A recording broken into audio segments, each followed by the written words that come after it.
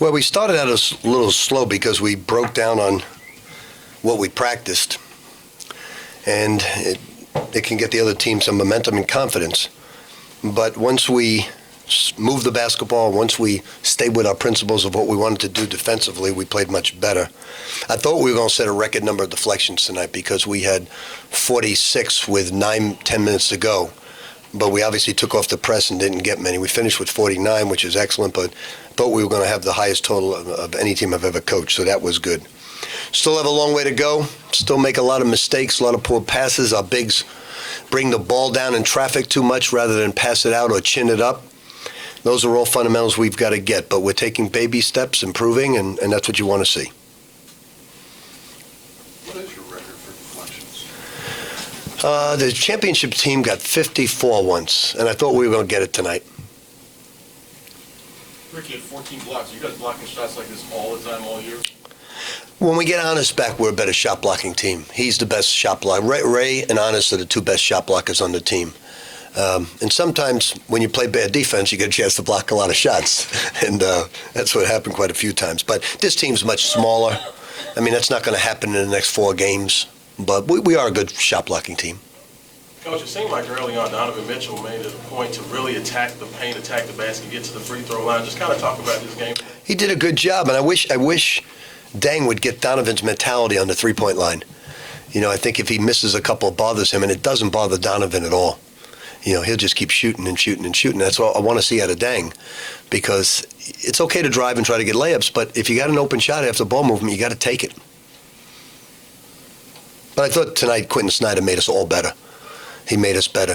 We changed the angles of the pick and rolls. He got in the lane. He did good things and found people. And that's the best game Q's played because he thought a pass before shot for the first time. I think he had like an 8-0 run by himself at the end of the first half there into the second half. How did that change the game? Well, he took good shots. You know, a couple of times he'd go in the lane and take bad shots. But we need Tony Hicks to play well, and he did tonight. Some of those turnovers really weren't his. It was Mott's on the one play, and then Ryan bringing his man into him the other play. So he's doing a better job in practice, and because of his speed, he's got to play a lot. Rick, 19 assists on 30 made field goals. Are you more pleased with the passing? Are they The passing was good. The blocking out still has a ways to go.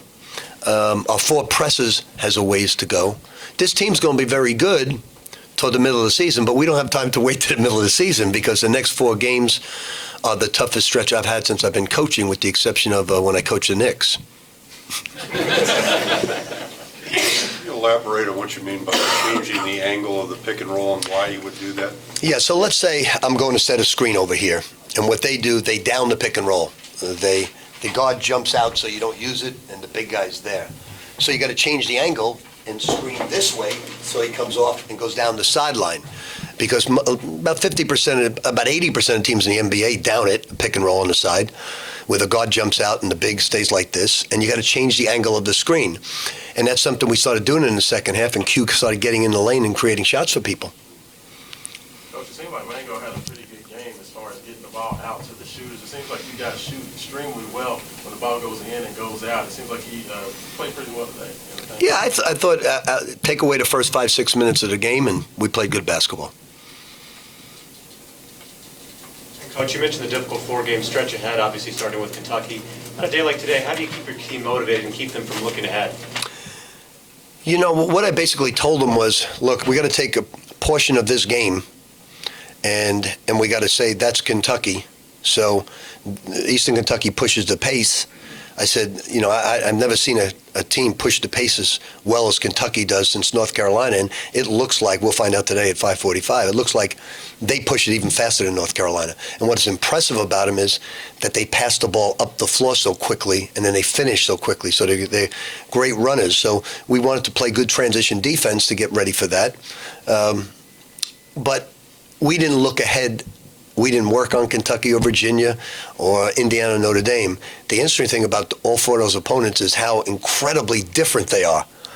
You know, they all play such a different style. To go from Kentucky to Virginia is like going from Miami to Minnesota. And then Indiana, of course, is the most different. And then Notre Dame's normal, except you got to go to their place. Rick, off the subject a bit. With your foreign guys, your foreign-born guys, do you get kind of a kick out of looking through their perspective at say, a big rivalry like this, or just anything? Well, you'd have to ask them that because we haven't talked about Kentucky too much, but you'd have to ask them that. I don't know what their perspective would be.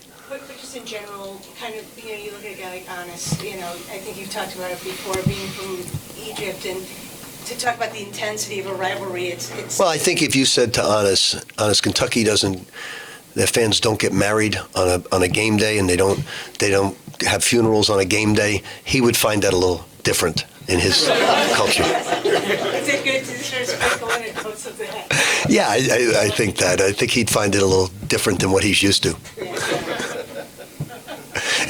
And Mats, I'm sure, would find it extremely different. Is there anything in particular you like, though, about those guys, about the guys who come from different places? Well, I like foreign players. Everyone I've had, the thing that sticks out and what we strive for in all athletes, and I tell them this, the greatest killer of potential is ego. In business, in life, and in sports. Greatest potential is ego. Because I always call it edging greatness out.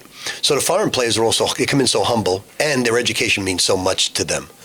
So they're great students. They're very humble. Now, the difficulty is, like Mats, this is also different for him. There's Norway, what's the big deal about missing one pick and roll on defense? Because in Norway, it's not a big deal. Here, it's a big deal. So it's getting him used to this basketball culture that it takes time. But that being said, Gorky Zhang, when he was here, he told a story to the team that, I came here to learn, academically as well as athletically. So he told the guys, some of you guys make excuses for your mistakes, then you don't learn from it. He said, I came here to learn the game of basketball because when we came here, he couldn't shoot, couldn't dribble, couldn't pass. Great feat because he was a soccer player. They're all soccer players. Except Mats is a handball player, and I thought handball was like when growing up in Manhattan, Queens, where you slap the ball against the wall. That's not handball, no way. So,